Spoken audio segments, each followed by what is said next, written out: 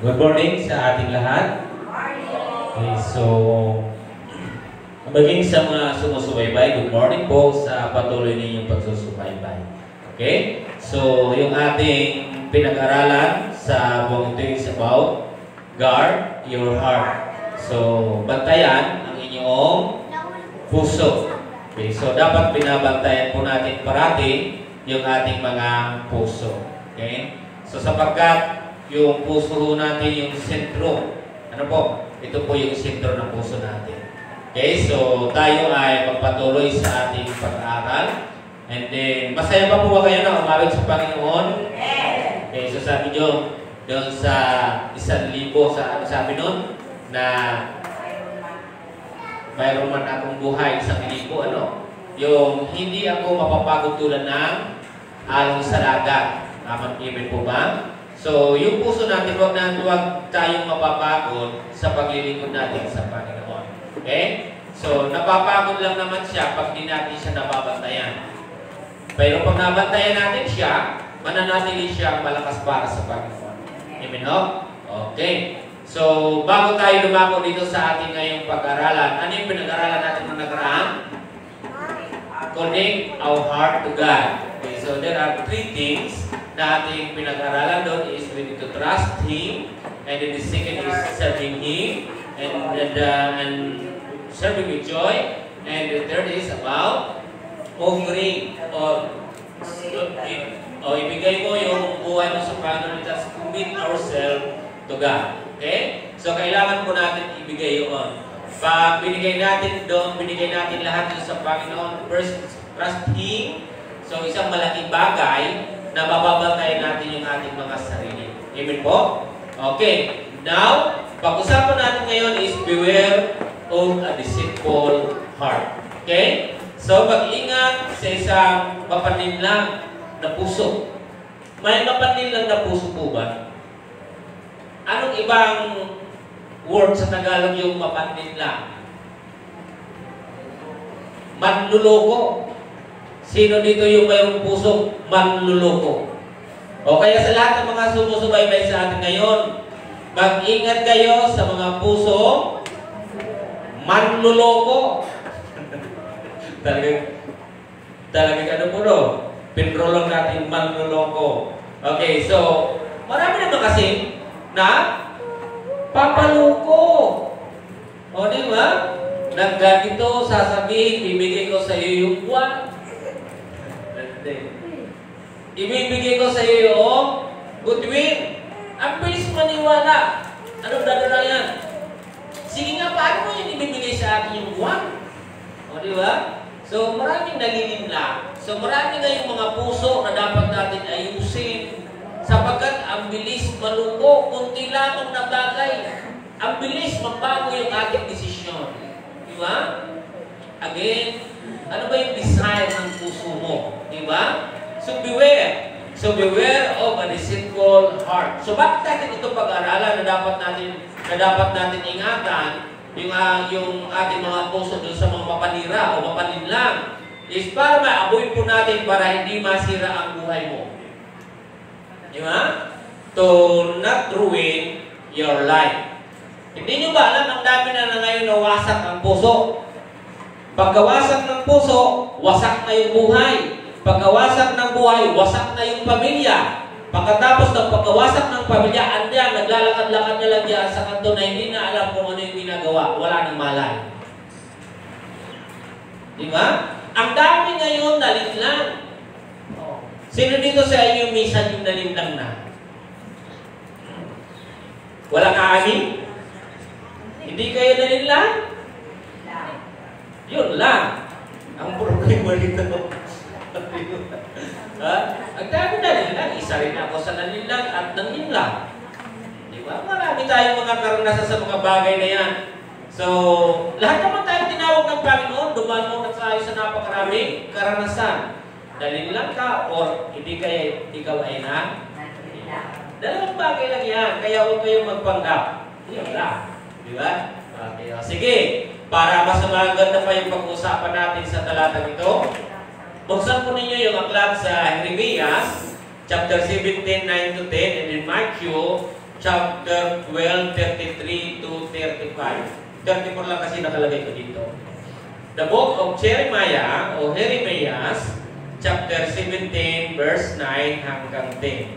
Pwede po kung lahat ay tumayo and then babasahin po natin ito ng sama-sama. Pagkatapos po natin ng Jeremiah verse 9 hanggang 10, pupunta naman tayo sa Matthew chapter 12, 33 to 35. Sige. So, hayaan po muna kayo na mahanap po yung ating hayaan po ninyo, mag-pray tayo dito at mamaya mga susunod na araw, buwan o linggo, mayroon namang nakakabit dyan. Tiyaga lang muna tayo. Okay po? Okay, verse 9 hanggang 10 sa Jeremiah, then Matthew chapter 12, 33 to 35. So, Jeremiah muna tayo. Okay, nariyan na po kayo? Amen. Okay, so ito yung sinasabi sa Jeremiah verse 9. Sino ang makauunawa sa puso ng tao? Ito'y magdaraya at walang katulad. Wala nang lunas ang kanyang kabulukan. Ako si Yahweh ang sumisiyasat sa isip at sumusubok sa puso ng mga tao. Ginagantihan ko ang bawat isa ayon sa kanyang pamumuhay. At ginagantimpalaan ayon sa kanyang ginagawa.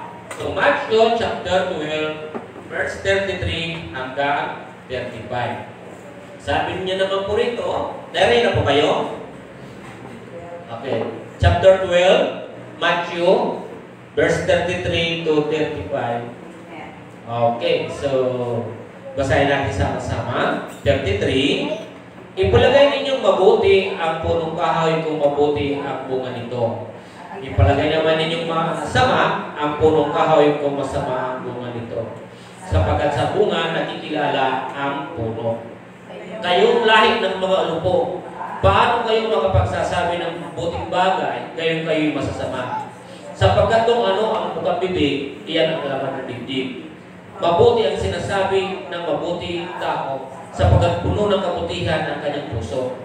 Masama ang sinasabi ng masamang tao, sapagkat puno ng kasamaan ang kanyang puso. Tayo po'y manalangin. O Diyos, kami po'y naririto at nagpapasalamat, Panginoon. Lord God, samahan niyo kami, Panginoon God, especially Lord, our heart. Tulungan niyo kami, O Diyos, on how to guard our heart. Lord, narito kami upang, O Diyos, ay itaas kayo sa aming kalagitnaan. Tulungan niyo, O Diyos, kami sa bawat mga nangyayari sa aming paligid. Sa bawat mga okasyon, Panginoon, lalo na sa panahon ito, Panginoon. Tulungan niyo, O Diyos, kami na kami lahat ay mapagbantay, Panginoon. Muli, Diyos, tinataas namin ang iyong dakilang pangalan sa tayong pangalan ni Jesus, ang lahat ay magsabi na Amen. Okay? So, tayo pong lahat ay magkakapunan. Nung si Adan at saka si Eva, naglalakad po sila doon sa Garden ng Eden. And then, mayroon po doon pinagbawal ang Panginoon. Maliban lang sa isa na ito, ay huwag niyo po ito gagalawin. Ano po? Yung nagbibigay ng kaalaman ng mabuti at ng masama. Habang naglalakad po sila doon, sino po yung unang naakit sa isang bagay na yung pinagbabawal ng Panginoon? Sino? Okay. Kayong mga babae, lalo na mula bukas, pag maglakad po kayo dyan sa highway, pumunta kayo ng school sa trabaho nyo, dumiretso lang kayo. Huwag po kayo tingin ng tingin kung saan. Kung sasakay man kayo ng jeep, Sir Trevergelin, huwag tingin ng tingin kung saan. Huwag palingalinga kung saan. Ano po? Kasi ang babae mahilig maglinga-linga. O ano? Kung saan lagi nakatingin. Pag may makita siya, ay tila bang kinikilig. Di ba? Pumunta kami ng divisoryo, pagpunta namin ni Sister Minta, ay may karamdam, may masama na yung pagkaramdam. Pulang-pula. Pulang-pula yung divisoryo, puro namumulakat, mga mulakat. Ay, puro pula. Puro pula yung nakalagay doon. Kaya kayo ngayon, sabi ko sa inyo, nung andun po na sila sa Eden, may pinagbawal ang Panginoon eh. Kaya lang hindi natiis ng babae. Ano po? Ano ginawa niya?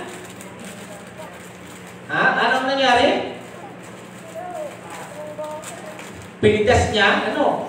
Pero bago niya pinitas, ano muna nangyari? Naakit yung kanyang damdamin, ano? So, mayroong pumasok na hindi maganda sa puso, ano? Kaya sabi natin dito, beware. Sabi dito, beware of a deceitful heart. Hindi niya nakayanan eh. At kanya ito, kinuha. Anong pagkatapos? Mag-ingat kayo mga babae. Kasi baka mamaya sa pagkain ninyo ng isang bagay, yan yung problema natin. Yung mga pinagbabawal sa atin, mag-iingat tayo. Okay? At ikaw lalaki, Brother Manny, pag ikaw ay inaalok, bakit ko ba na-focus si Brother Manny? Hindi ko rin alam eh. Si Brother Manny pati wala yung asawa rito. Huwag ka basta-basta Brother Manny. Kasi marami kayong umiikot. Katulad si iba, naglalakad-lakad. Di ba? So, ang nangyari, si Adan, silang dalawa lang naman, siyempre siya na lang yung, kanya yung, wala naman siyang ibang yung bibigyan, siyempre silang dalawa. Ganun yung nangyari, Brother Manny. O kaya kung may mag-text sa'yo, tigilan na lang muna, sabihin na lang dito, may asawa ko, wala lang dito. Lang sa probinsya. Di ba? Mag-isa mga nasa abroad. May asawa ko. Pero sa abroad. Di ba? So, ang importante dito mga kapatid, huwag tayo padadaya. Nung pagkakataon na yun, ano nangyari kay Adan? Ano nangyari kay Adan nung niyaya ni iba doon sa bagay na kanyang ginawa? Anong ginawa?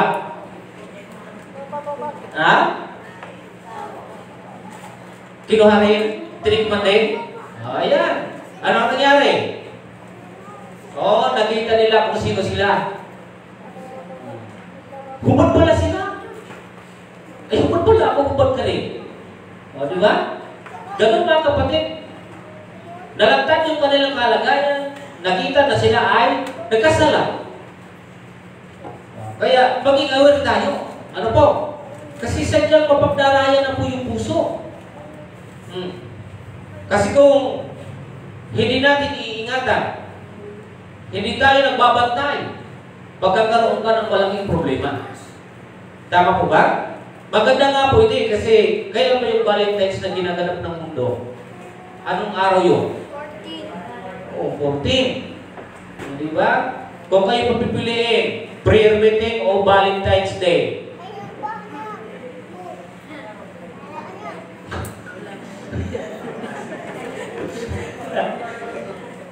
Bakit hindi kayo sumagot? Bakit hindi kayo sumagot?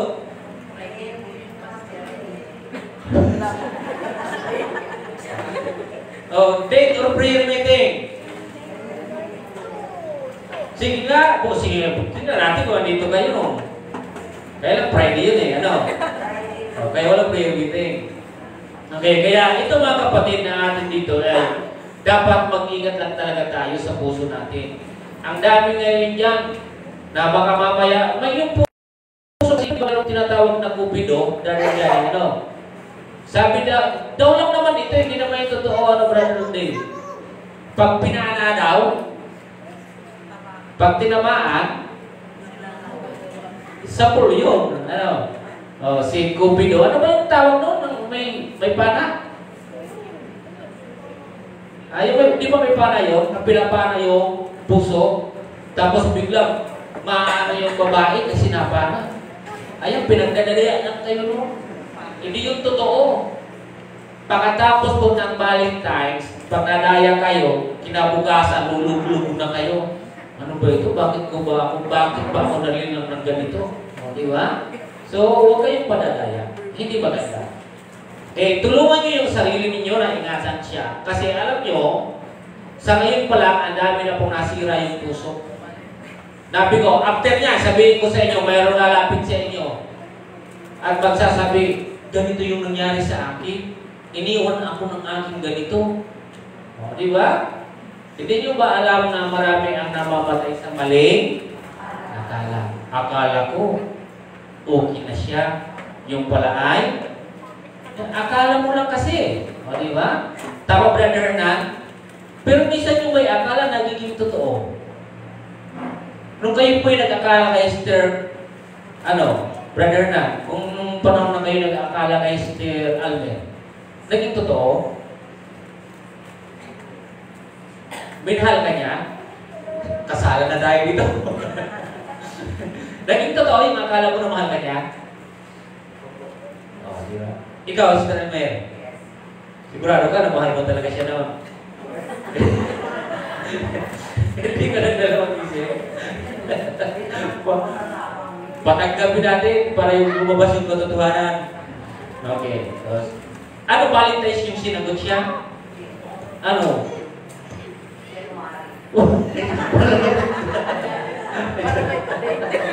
Nagtatapanan tayo rin. Anong pizza ko? 27? January 3? Pero yung kasalan yung pinagdidiwan natin yung mga dito, hindi yung kung kailan kayo nagtatagpo, po. Sige, so tuloy na tayo. So sabi dito, sa panahon ni Jeremias, ang kalagayan ng puso ng tao ay nahayag at ito ay nahayag din kahit ang panahon ng ating Panginoon Jesus. Nung mahayag po kay Jeremias, ano po yung kondisyon ng tao? Siya ay, sabi nasa natin kanina, ano po yung kondisyon ng tao? Tingnan niyo po. Siya ay mandaraya na at wala na siyang lunas. Sa panahon ni Jeremias, ang sinabi po doon, balikan ko po para klaro. Sabi niya, sino magkaunawa sa puso ng tao, ito'y magdaraya at walang katulad, wala nang lunas ang kanyang kabulukan. So, nahayag yung kabulukan dahil ang puso ay mandaraya. Noong sa panahon ng ating Panginoon Jesus, ano naman ang kanyang sinabi? Ang sinabi naman po dito sa panahon ng ating Panginoon Jesus ay kinumpara po siya sa isang puno, di ba? Na sabihin natin ang isang puno ay mabuti, siyempre ang ibubunga niya ay mabuti. Subalit, kung yung puno naman ang ibubunga ang puno ay masama, ang ibubunga niya ay masama. Kaya sabi din ng ating Panginoon Jesus, kung ano ang laman ng iyong dibdib, kung ano ang iyong ulitin ko, basahin ko po. Sabi niya dito sa talata na aking babasahin, sandali lang Okay, basahin ko po para huwag tayo manghula. So, sabi niya dito sa Matthew, all generations of vipers, how can ye being evil speak good thing? For out of the abundance of the heart, the mouth speaketh. Di ba? Na kung ano yung lumalabas sa ating mga bibig, siya naman yung laman ng ating mga puso. Di ba? So, yan po yung nangyari po ng ating Panginoon Jesus. And now, sa panahon natin ngayon, ay mapapansin naman natin, sabi dito, and even in the present time, we say that heart is used for deceptions, proud, and other evil activities. It just means that we must guard our hearts carefully. So, kinakailangan ng bawat isa ay magbantay tayo ng ating mga puso. Sa present time natin, mapapansin po natin ngayon na marami na po napansin tayo na lumuha. Marami na pong mga puso na nasaktan at waksak yung pamilya dahil sa mapagbirong puso o mapagdaraya puso o mapanlinlang, mapanlukong puso. Di po ba? Marami po ang naluko. Marami po dito ang nagkaroon ng akala. Na nila yun, pero nagkamali pala. Okay? So, ang sabi dito, obviously, the heart can be used for deceptions. There is a possibility that you will be deceived or you can be the deceiver. Pwede mo mga kapatid na ikaw ay mali lang o di kaya ikaw ay ang mali lang. Tama po ba? So, sa dalawang bagay na ito mga kapatid, mag-iingat tayo. Tama po? Huwag tayo yung nandilin lang o huwag ka rin mapapalin lang. So, once again, guard your heart. Amen, no? Baka hindi natin namamalayan, tayo pala yun ang lilinglan ng tao. Tama ho? Kaya bago kayo gumawa o ako, tayong lahat, make sure mga kapatid, yung puso natin na okay siya. Tama ho? Kasi sa bawat bibitawan natin, doon nakikita eh. Di ba? Doon nakikita kung mabuti ka, doon nakikita kung masama ka. Dito sa puso natin. Sa bawat ginagawa natin, nagre-reflect po doon yung laman ng ating puso. Sa bawat pagpasasalita po natin, nagre-reflect po yung roon. Tama ho? Kaya lahat ngayon, lalo sa mga kabataan, mapagsiyasat kayo. Marami na ngayong mga bata na anong tawag nito, yung madaling ibigay yung kanyang sarili sa isang tao. Diba? Hindi ako magpapaligid sa inyo mga kabataan. Alam na ninyo sa paligid ninyo yung mga nangyayari. Sinabi ko na ito sa inyo noong nakaraang araw. Maliliit, bata pa. Isipin nyo kahit 5 years old, 6 years old, alam na nila yung kanilang mga sinasabi. Magugulat ka nga eh. Di ba? Bigla kang magugulat. Ano yung epekto? Epekto po yan ng mga teknolohiya. Sa mga napapanood nila, kasi even sa mga napapanood nila, mayroong mga bagay na masisilan na bahagi ng katawan ng tao, ginagawa ng tao, ay nakikita na rin nila. O, di ba? Magtataka ka na lang kung bakit gano'n yung misa makikita mo kaya lahat sa mga bata ngayon, bakit aware kayo sa inyong pinapanood? Baka nalilin lang na kayo ng puso nyo. Bantayan po ninyo yung bata, bantayan yung sarili nyo, bantayan yung puso natin lahat. Ito mga bata.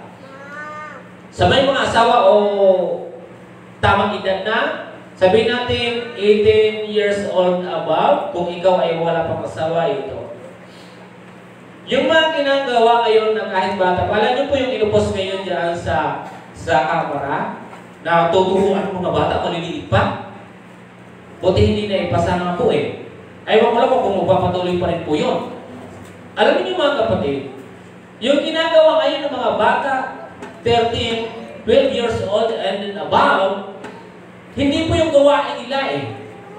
Gawain po yan, dinesign ng Panginoon yung pakikipagtalik doon sa legitimate na asawa.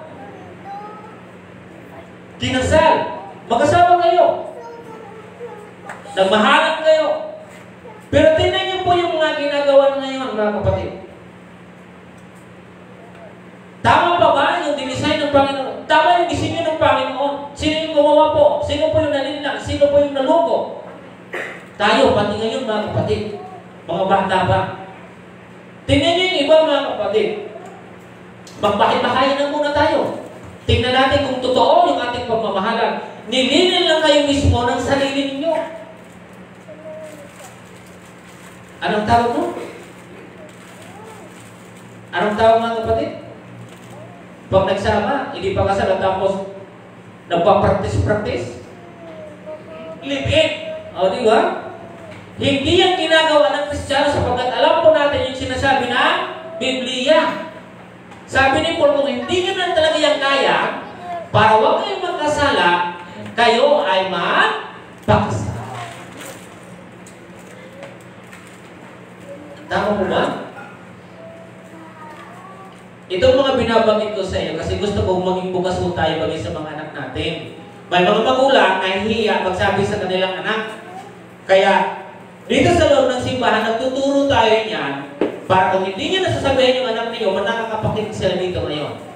Tama? At lahat ng mga bata na nandito ngayon, huwag kayong makipag-usap sa inyong mga katabi. Makinig kayo sa bawat sinasabi natin. Tama po? Kung hindi nyo kaya turuan dito, napapakinggan nila ito at masasabihan natin. Mas maganda ba? Di ba? Huwag kayong gagawa ng isang bagay na bawal. Tama po? Yung bagay na yan, ginagawa yan.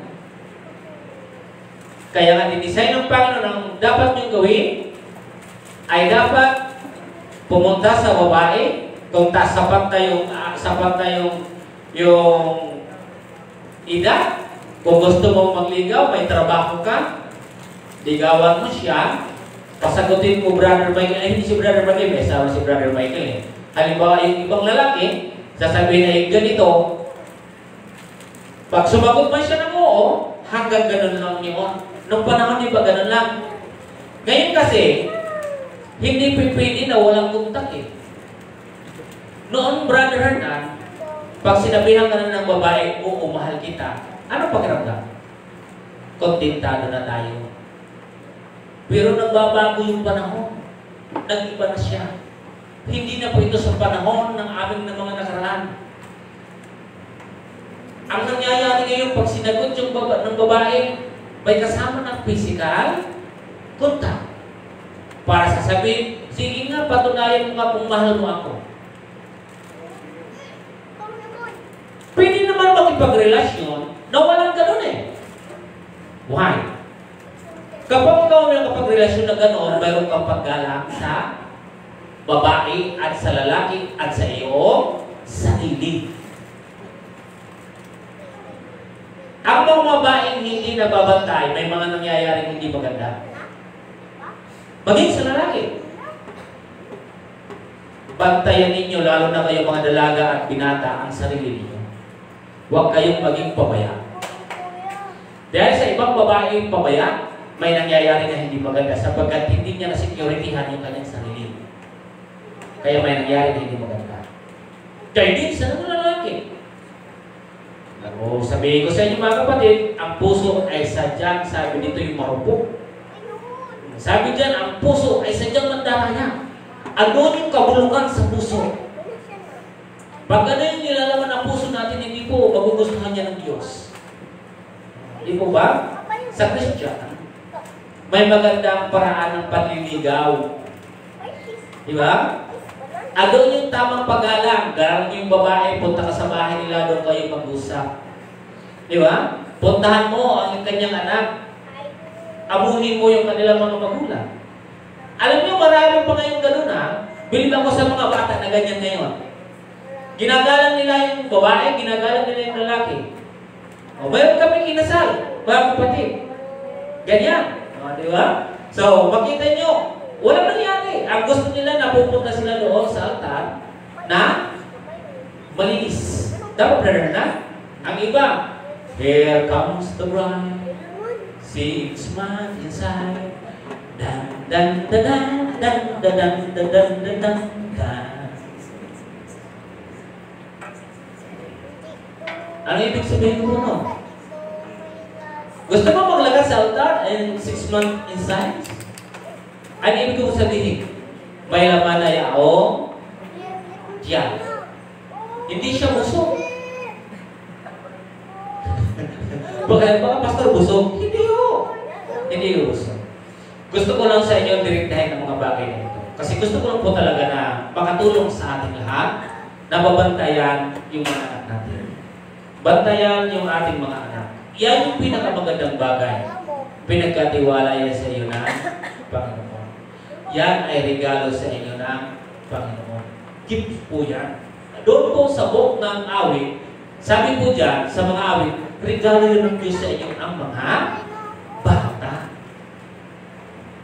Diba? Kaya iingatan. At kayo din mga bata, matuto kayo makinig sa mga magulang kung kayo pinagsasabihan. Amen? Okay. Madaya man natin yung bawat isa. Madaya nyo man ang iyong mga magulang, di nyo madadaya ang Diyos. Yan yung lagi nyo ilagay sa isip ninyo. Kahit wala yung magulang ninyo sa tabi ninyo, kahit wala yung kapwa nyo Kristiyano sa tabi ninyo, kahit wala yung mga nagtuturo sa inyo, mga pastor sa katabi ninyo, mayroon kayong kasama ang ating Panginoon na nakakaalam sa kalagayan nyo. Tama? So, sa ngayon mga kabataan, mga babae at dalaga, ito lagi ang dapat yung gagawin. Lagi yung bantayan yung buhay ninyo. Makinig kayo lagi sa salita ng Panginoon para hindi mapariwara ang buhay ninyo. Sayang. Hindi nyo ba alam? Ang dami po ngayon nag-aaral na hindi nakapagtatapos. Ano po yung dahilan? Anong dahilan? Maaga pa, kasawa na. Nabuntis, hindi na pagpatuloy na buntis. Tanongin, bakit ka na ano? Ano po? Natuksohan po, kaya na ganito yung nangyari. Sabi, ito yung aking experience mo yan, hindi mo niya, tapos na yan, wala po itong, pag may nangyari sa inyo ganyan, wala na, tapos na yun. Kaya sabi, huwag mo na itong gagayahin na nangyari sa amin, pero kahit mayroon silang nakikita, tuloy-tuloy pa rin naging ngayon. Walang takot na yung mga bata, di ba? Hindi na, ang magulang yung nalulungkot. Kasi yung dami niya, ito yung problema, nasa 3rd year or 4th year, yung patapos na saka pa. Saka pa nangyari yung mga bagay na ganyan.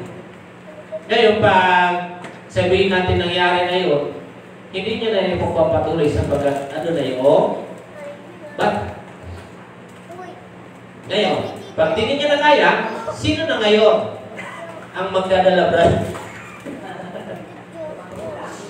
Sino na magdadala? Nay, walang gatas. No. Imbis na kapagpahinga na, brother nun din sana, baka paggalagala na, ay, nako, mayroon pa sa lubog yung nagbabantay.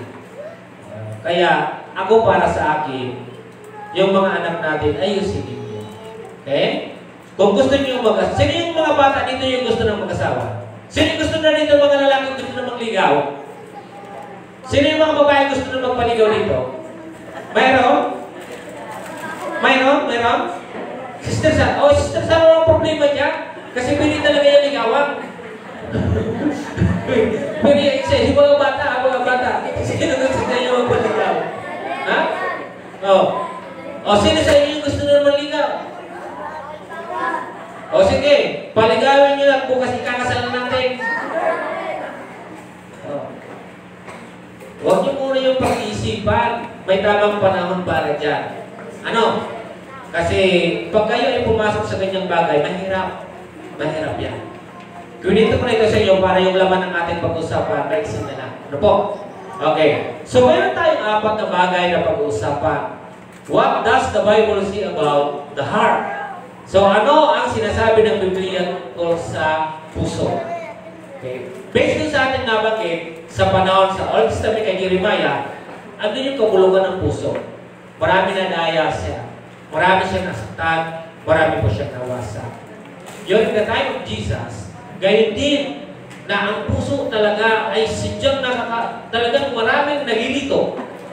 Hindi nagiging maganda hindi nagiging maganda yung paggamit ng puso. Ang puso ay nariyan para gamitin natin ng tama. Dahil sabi nga ng ating Panginoon na ipalagay ninyo sa isang puno, di ba? So, ibig sabihin, isang magandang bagay na ang puso ginagamit natin sa tama, sa mabuti, hindi sa masama, hindi sa pandaraya, hindi sa panluloko, hindi sa panilila. Tama ko? Kaya ngayon, mga babae at mga lalaki, kung kayo man ay may boyfriend sa tamang edad, ayusin nyo. Huwag kang maging pabayang babae sa sarili mo. Kantayan mo, securityhan mo ang sarili mo.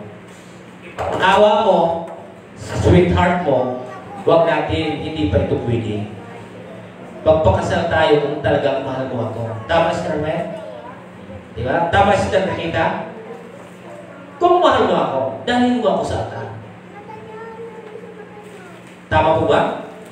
Kasi mayroon 2 klase ang pagmamahal. Minahal ka lang yan dahil may gusto lang sa'yo. May kunin lang sa'yo. Yung totoong nagmamahal na mayroong pagre-respeto. Ginagalang ka. Ginagalang yung pagkababae mo. Ginagalang yung pagkalalaki mo. Anong sinasabi po ng Biblia tungkol po sa puso? Number 1, sabi dito sa Jeremiah 10:8, but I the Lord look into a person's heart. Number 1, only God knows the human heart. Sabi diyan, ang Diyos lang ang nakakaalam ng puso ng tao. Kaya ito yung binabanggit ko ngayon, yung puso natin, sadya talagang masasaktan kapag dating ng araw. Kasi hindi talaga natin tsansado ng lahat yan. Kung hindi mo siya idadaan sa Panginoon at ipapanalangin, magkakaproblema ka. Ito yung isang bagay na dapat na ginagawa ng mga Kristiyano. Sa mga binata o dalaga, ay dapat ikaw ay nananalangin sa kondisyon ng puso mo upang huwag kang mapapahamak. Tama po? Kasi sa totoo, marami pong dito na experience. Ganito po, mga kapatid. Di ba? Kaya sabi ng Panginoon, but I, the Lord, look into a person's heart. Nakikita ng Panginoon kung ano yung kondisyon ng puso natin. Tayo, pagpupunta tayo sa isang tao sa kaharap natin, alam mo ba ang kanyang puso? Hindi mo natin yung alam. Kaya maging maingat tayo. Ang Diyos lamang yung nakakakita kung ano yung sitwasyon o kondisyon ng ating mga puso. Siya lang yung nakakaalam. Hindi sinsali kung alam natin, hindi natin dapat ginagawa. Hindi, di ba? Di po ba? Siya lamang yung nakakaalam ng lahat ng ating ginagawa, ating mga, kung ano yung laman nito, kung ano yung inuutos nito sa atin. Kasi pag tumibok na yung puso, may kanta ata ng tumitibok ang puso, di ba? Kapag tumibok ang puso, wala ka nang magagawa kundi sundin ito. Tama yun? Oh. Sino may maganda doon? O, di ba? Wala ka nang magagawa, susundin ito. Huwag niyong susundin yung kanta na yun, ha? Dapat ikaw ay mayroong koneksyon sa Panginoon. Alam na alam ang kanta, no? Matagal na kasi yung kanta. Di ba? Alam mo yung Brother Johnny na kanta? Dahil si Brother Johnny kanta. Okay. Di ba? Ang pagtibok ng puso, hayaan natin na ang Panginoon ay kasama sa pagtibok ng. Kasi kung ikaw lang talaga, mahihirapan ka. Di ba? Hindi nyo alam, pag may nabibigo, umiiyak. Kadalasan, makita mo, babae iiyak. Iniwanan. Makikita nyo sa mga Facebook, may iniwan, umiyak, nasaktan, nadurog, sinilihan yung puso. Tinuktok ng martilyo. Ay, hindi tinuktok. Pinukpok ng martilyo. Sinaksak ng kutsilyo yung puso. Ang ibig sabihin, sobrang masakit talaga. Hindi dito sa atin, pero sa ibang bansa. Alam mo, sa Korea, pag mayroong mga nabibigo, anong ginagawa nila? Nagpapakamatay karamihan. Kasi masakit. Di ba? O sino dito yung nasaktan na babae na nabigo? Di ba masakit? Oh. Sister Carmelina, di ba masakit yun? Oh. Okay, pangalawa. God examines a person's heart and gives them what they deserve. Diba? Sabi niya, sinusuri ng Diyos ang puso ng isang tao at binibigay sila ng nararapat sa kanila. Tama po. Ano ba yung ginagawa? Ano ba yung nangyayari sa puso natin? Ano ba yung nais dito? Ano ba yung gustong gawin ito? Ang Panginoon, sabi niya din sa Jeremias, binibigay niya yung nararapat dito. Ano ba yung ninanais mo? Ano ba yung ginugusto mo? Ibibigay ng Panginoon. Di ba? Sabi niya dito, sinusuri ng Diyos ang puso ng isang tao at binibigay sila ng nararapat sa kanila. Yan yung maganda sa Kristiyano eh. Kasi mayroong gabay tayo ang salita ng Diyos. Binibigay sa atin yung nararapat. Binibigay niya yung. At pag yung binigay na sa iyo, magiging masaya ka. Magiging kontento ka. Pero kung hindi mula sa Panginoon, hindi ka magiging kontento. Kahit may asawa ka na, may babae ka pa. Di ba? Hindi lang babae, may kaliwa at kanan at likod at harap, sobra pa. Walang kakuntintuhan. May mga lalaki, may mga kabit. Pag nagkatagpo, sino yung matapang? Yung kabit o yung legitimate na asawa? Alin? Ang kabit, o di ba? Para siya yung nanggagalaipin. Pero ang kabit naman din lang naman siya. O, di ba? So, dito, sabi diyan, ang Panginoon yung nagsusuri. At ang sinasabi dito, na binibigyan sila ng nararapat sa kanila. Kaya, ang kagandahan nga sa mga Kristiyano, tinuruan nga talaga tayo eh. Lord, mayroon na akong kursunada na babae o may kursunada akong lalaki. Dapat pinapanalangin mo yun. Di ba? Halimbawa, sa tamang edad na kayo. Si Jalene, halimbawa, kasi tamang edad na yan eh. So, ang gagawin niya lang, Lord, gusto ko na po makakuha ng partner sa aking buhay na makakasama. O pumapulang po kasi. Sa takdang panahon, ibibigay yan ng Panginoon kung siya ay nararapat sa iyo. Mayroon nga ngayon na pili ng ikasal, pero hindi natutuloy. Kasi hindi pa nararapat sa kanya. Kaya kung kayo man ngayon na mayroon dito mga manliligaw o ano pangalan ito, katipan nyo na, huwag mo na kayong pakasiguro. Hindi ko naman tinatakot si Jalene. Hindi totoo mga kapatid. Hindi nyo ba alam na marami sa mga kapitbahay nyo, ganun din. Matagal na magkasama, pero nawawala pa. Eh yung may asawa nga eh, nawawala din eh. Eh yung pa na hindi pa kasal. Diba? Oh, totoo mga kapatid. Pero ating pinag-uusapan dito, kapag ang Panginoon kasi kumilos, pag ang isang tao hindi karapat-dapat sa iyo, gagawa siya ng paraan. Bakit po? Ayaw niya na ikaw ay mapahamak pagdating ng araw. Tama, Brother Hernan? Kung magsasama lang kayo, is kalbaryo, eh, hindi yun itutuloy ng Panginoon kasi hindi yun para sa iyo. Di ba? Kahit sabihin, gaano pa kayo kamahal sa kasweet niya sa panahon ito. Ipapakita ng Panginoon kung sino siya. Tandaan niyo, mga kabataan, mga dalaga at binata. Ang babae at lalaki, habang kayo nagliligaw, habang kayo magkasama, hindi niyo pa talaga alam kung sino talaga kayo. Malalaman niyo ang totoong pagkatao ng bawat isa kung kayo ay nagsama na. Kung kayo ay kinasal. Doon yung malalaman kung sino siya. Kaya maganda na binibigay dito ng Panginoon, sinusuri niya kung anong talaga yung nararapat. Kaya ikaw ay mapagdusuri din ang mga tao. Di ba? Kung ikaw ay maghahanap pagdating ng araw ng magkakasama. Kaya sabi ng Panginoon, ibibigay. Kaya sabi niya dito na, and test the mind so I can decide what each one deserves. Okay? Sabi, sinusuri ng Diyos ang puso ng isang tao at binibigyan sila ng nararapat sa kanila. Di ba? Kaya pag mga ganun po, mahaba na po yung inyong pagsasama, patapos biglang gaganunin ng Panginoon, masakit talaga yun. Pero nangyari man yun, dahil alam na kasi ng Panginoon, di ba sabi natin kanina, examine the hearts. Alam niya kasi yung laman ng puso, tayo hindi natin alam eh. Kaya nalilin lang, naluluko tayo. Kaya yung iba, napapasama pagdating ng araw, naghihiwalay. Diba? Naghihiwalay. Ganun yung nangyayari. Pangatlo, God rewards a person's heart according to the lifestyle. Diba? Sabi dito, ginagantimpalaan ng Diyos ang puso ng isang tao ayon sa kanilang pamumuhay. Ano ba yung pamumuhay natin? Bilang mga mananampalataya. Paano ba natin sinusunod yung salita ng Panginoon? Yung lifestyle natin as a Christian.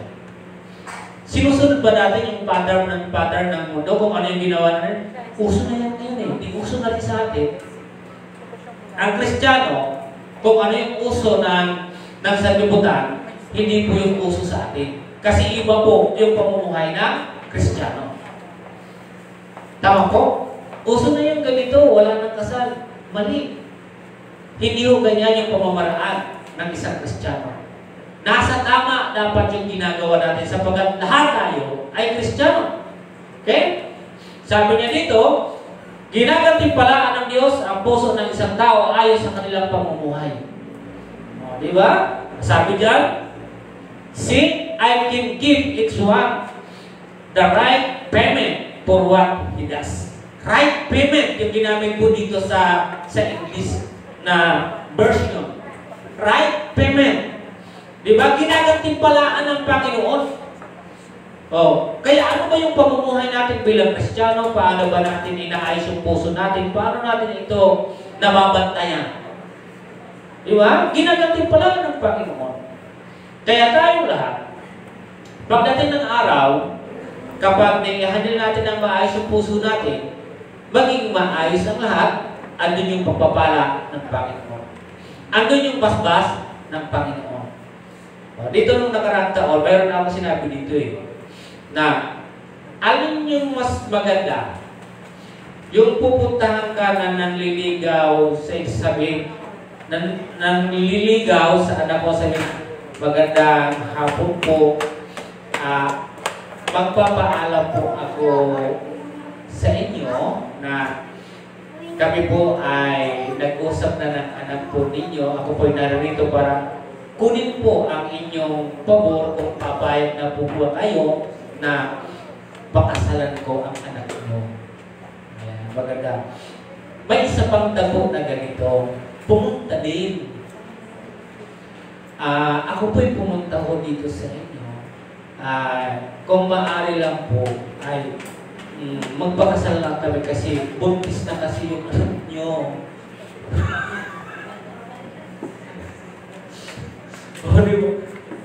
Ano yung mas maganda sa dalawa? Ang pangalawa yung una. Madali lang magpili, di ba? Pipili lagi yung una kasi masama yun eh. Alam nyo, pipili yung una kasi mabuti. Pero ang totoo, ganun yung nangyayari ha. Ako para sa akin. Kaya nga ito yung sinasabi dito na pinagpapala ng Panginoon. Mahirap po mga kapatid. Itong kalagay, itong sitwasyon katulad nito sa panahon natin. Pero alam ko, mayroon pang mga kabataan na ganito yung gagawin. Aakyat yung maniligaw o yung anak niyo yung pupunta, mabuti po yun, maganda yun. Sapagkat binibigyan po yan ng final right payment. Ginagantimpalaan po yung pinapapala po sila. Alam niyo po ba, pag ang basbas ng magulang mapunta sa anak, maganda. Hindi yung nagagalit yung inyong magulang sapagkat tinakbo yung kanyang anak. Hindi po yung pagpapala. Yun ay sumpa. Ibig babas-basan, hindi mabas-basan. Kaya kayong mga anak na naririto at mga nakikinig, bago kayo magpakasal, puntahan niyo yung magulang. Kausapin niyo yung magulang kung payag o hindi. Ang tanong, brother, paano kung hindi? Pumayag. Rock or buy, anong gawin natin? Sa pilitan, basta. Kung pumayag kayo, hindi, basta kami ganito. Pero ang importante dito ay dapat ipaalam. So, mayroon kasi mga bagay, mga pagkakataon, pinakasalan mo dahil may nangyari na. Bakit yung pinakasalan mo na talagang wala? Tama, brother, na? Na-force ka na lang kasi doon kasi may nangyari. Dapat, magpakasal ka na yung nasa maayos. O, lalo na sa mga... Ikaw may, ilang taon ka na? Nag-aaral ka pa, di ba? O, huwag mo na magkasawa. O, tanongin mo muna si Papa at Mama mo kung pwede na. Eh, baka magalit siya. O, ano? O, so, ito yung isang bagay. Kaya, binibigay ko po ito sa inyo, itong mga talata na ito, sabi, God rewards a person's heart according to their lifestyle. So, ang Kristiyano dapat nakikita tayo ng maayos. Ulitin ko, huwag po ninyong gagayahin kung ano yung ginagawa ng iba. Yung mga bata dyan, susundan, nagliligaw-ligaw dyan sa kalsada, pipituhan ng ganito, minsan sinisigaw, ay, crush ka dito! Crush ka dito! Eh, doon sa kalsada, parang bardi na lang, parang isda. Oo, isda dyan o. Sino dyan yung gusto ng isda? Parang kanya na lang yung nangyayari. Uy, madadaan lang yung babae, tatawagin na lang. Uy, crush ka dito, kikibog-kibog din yung babae. Ay, babalik ulit. O, sisigaw naman ulit. Parang isda na lang. O, di ba? Huwag ganun, hindi maganda. So, yung isang magandang bagay na career respeto. Huwag po ninyong susundin kung may nagsasabi, uso na yan ngayon kapatid. Huwag kang makipag-usok sapagkat hindi yan papayag, hindi pwede yan sa Panginoon. Panghuli at pang-apat. Pang-apat, God remind us to have a good heart and not to use it for evil. Tama po? So tayo ay pinaalalahanan ng Panginoon na magkaroon ng mabuting puso at huwag gamitin sa kasamaan. Sabi dito, all generations of vipers. Kayo mga lahi ng mga ahas. Kayong lahi ng mga ulupong. How can ye being evil? Kayong mga masasama. Paano kayo makagawa ng mabuti? Speak good things, for out of the abundance of the heart, the mouth speaketh. Di ba? Kung ano ang laman ng bibig, siya naman ang laman ng... Tama po ba? O kaya sabi dito, nire-remind sa atin ng Panginoon. Tingnan niyo kahit dito, yung mga tao nagsasalita ng mabuti. Bakit sila nagbibigas ng mga positive thinking, mga positive na bagay? Dahil yung mga kapatid ay nagagaling sa puso nila. At tingnan nyo naman yung magsasabi ng masasakit na salita. Ang laman ng puso nila kasi ay masama. Doon nyo po yung malalaman. Pag isang taong sigawan ka, ano ang laman ng puso niya? Di ba? Halimbawa, ipahiya ka dyan sa kalsada. Ano ang laman ng kanyang puso? Masama. Di ba? So dito mga kapatid, sabi ng Panginoon, hindi nyo kailangan gawin yon. Ang puso ay dapat ginagawa natin, mabuti yung lumalabas niya. Hindi yung masama. Tama po? Kaya sinabihan po dito ng Panginoon yung mga Pariseo, kayong mga lahi ng ulupong. Di ba? Alam niyo po ba dito sa mga talata na ito, sabi niya sa mga Pariseo, kayong mga lahi kayo ng ulupong. Kayo mga lahi na masama. Paano kayo magkakagawa ng mabuti? Di nyo ba alam na ang bawat binibigkas natin ay nanggagaling dito sa ating puso? Kaya sa bawat tao na nagsasalita sa atin, kung masasakit man siya magsalita, masakit yung puso nyo, mayroong problema. Tama po? Kaya sa bawat negatibong mga bagay na iyon naririnig, negatibo yung kanyang puso. Pag positibo yung inyo naririnig, positibo yung kanyang puso. Yan po yung palatandaan ng isang puso. Kung isang tao pumunta sa Hoy, Brad, si ano? Alam niyo ba kung ano nangyari? Anong puso yun? Anong puso yun? Puso? Tapos punta naman rin sa kabilang, Hoy, ano siya? Ano? Ganito, ganito. Anong puso yun?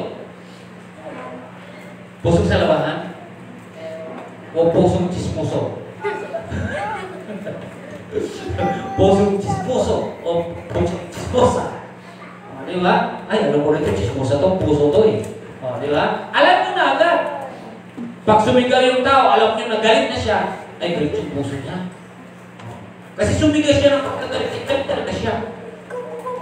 Pag sinabi, kaya na, punta ka dito, kape ka. Mabuti yung kanyang puso, kasi pinapakape ka. Pupunta ka na kagad. Pero sabi, kape ka dito! Kakape ka pa ba? Hindi na. Ano? Okay, so dito natin tapusin sa apat na bagay. Sabi niya dito sa ating apat na bagay, number 1, na ang Panginoon, Amen. Only God knows the human heart, or ang Diyos lang ang nakakaalam ng puso ng tao. Pangalawa, God examines a person's heart and gives them what they deserve. Sinusuri ng Diyos ang puso ng isang tao at binibigyan sila ng nararapat sa kanila. Pangatlo, God rewards a person's heart according to their lifestyle. So, ginagatimpalaan ng Diyos ang puso ng isang tao ayon sa kanilang pamumuhay. At panguli, God reminds us to have a good heart and not use it for evil. Okay? So, hindi dapat natin yung ginagamit sa masama. Okay, sa ating pagtatapos. Nalito. Natingin ako sa ating pagtatapos. Ang Panginoong Hesus ay gumamit ng isang puno bilang isang pagkakatulad para sa pag-uugali ng tao tungkol sa masama at mabuti. Tatapuan po natin sa Matthew. Sabi ng Panginoon, tulad na lamang ng isang puno. Isabi natin na isang puno ay mabuti. So, ang puno ay dahil mabuti siya, ang kanyang bunga ay mabuti. Subalit, kung ang puno ay masama, ang ibubunga niya ay masama. Okay, yan po ito. Then, makikilala isang tao kung siya ay mabuti sa kanyang pananalita at kilos, gayon din sa masama. Yung bunga, alam na natin, halimbawa isang mangga, ay isang punong mangga, ay bubunga niya ay mangga. So, ang tao, malalaman po natin kung siya ay mabuti o masama sa pamamagitan ng pananalita at sa kanyang mga kilos. Okay? And then sabi dito, sapagkat ang bibig ay nagsasalita ng mga bagay na nasa puso. Okay? Sa ating buhay, kapag si Jesus ang nasa puso natin, pawang mabuti ang ating magagawa. Subalit kapag nasa puso natin ay ang masama, ang dyablo, ang nasa puso natin. Ito, kapag ikaw ay magsalita ng mabuti, ibig sabihin, ang nasa puso mo, si Kristo.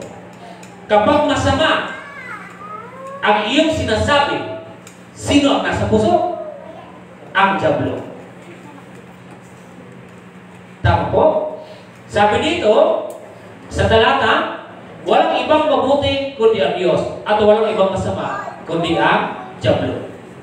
Sino ba ang mag-udyok sa puso mo na para magsabi ng masama? Ang dyablo. Ang mag-udyok ng mabuti sa iyong puso ay ang ating Panginoon, sapagkat ang Diyos ay mabuti at ang dyablo ay masama. And then sabi dito, mapapagaling lamang ang puso sa pamamagitan ng ating Diyos. Ngayon, ano ang saloobin ng puso natin? Ang gumawa ng mabuti o ang gumawa ng masama? Ang gumawa ng mabuti. Binibigay ko ito sa inyong tanong para maiwasan nyo itong mga darating na mga events na mangyayari sa buwan na ito. Kaya, mga kapatid at kaibigan, wala pong lunas ang kabulukan ng puso ng tao. Maliban na ito, ang puso natin ay ibigay mo sa ating Panginoon. At ikaw, at ang puso mo ay gagaling sa Kanya. So, dalhin natin yung puso natin sa Panginoon.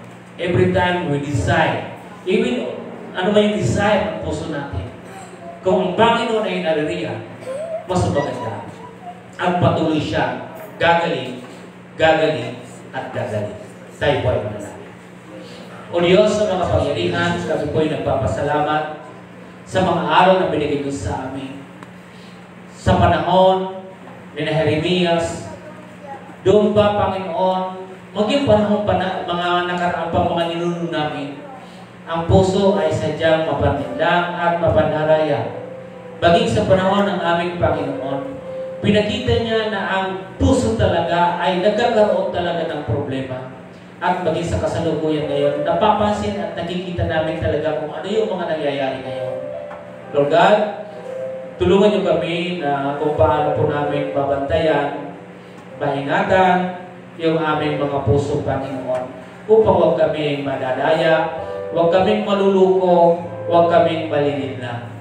Panginoon, kung ang puso man namin ngayon ay mayroong karamdaman o yung kabulukan ng aming puso di maintindihan, di maunawaan, Lord, we invite your Holy Spirit, O God, na tumungo sa amin. At Lord, alam namin kung wala na itong lunas doon sa aklat ni Jeremias, ngayon, Panginoon, na pinaalala niyo sa amin na kung ang puso namin na kayo yung nananahan, gagalingin puso namin, Panginoon. So Lord, thank you. We invite you, Holy Spirit, Panginoon, na tumungo sa puso namin upang magkaroon kami ng complete healing, Panginoon.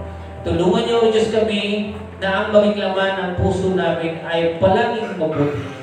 Huwag namin bibigyan ng puwang ang masama na pumasok dito, Panginoon, upang lahat ng lumalabas sa aming bibig ay bawang maayos, makakatulong sa mga nakaririnig. At makikilala niyo kami, makikilala ng lubusan, Panginoon. At makikilala kami ng mga nasa paligid namin, Panginoon, na kami, Diyos, ay iyong mga anak at lingkod, Panginoon. Sa iyo ang lahat, sa tayong pangalan ni Jesus, ang lahat ay magsabi ng Amen. Maraming